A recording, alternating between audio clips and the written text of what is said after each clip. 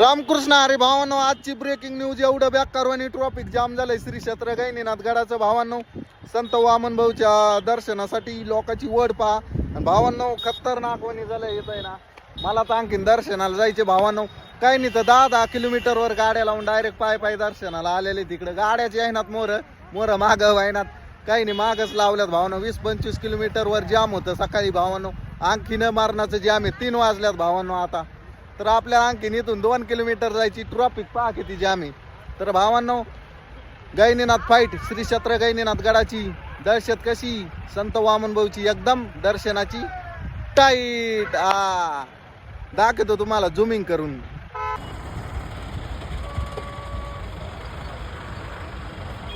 काही नाही तर भावांनो आहे ना, रान आणि गाड्या हे पहा सगळं तुडीलंय. रान आणि गाड्या रोडनी निघानात म्हणून रान आणि कुंकुन डोंगरा निघालतात. कसे बी त्याला म्हणतात. काय झाडी काय डोंगर नात करतात काय कुठून घालते तू. इथं बघा मोर किती जाम झाले.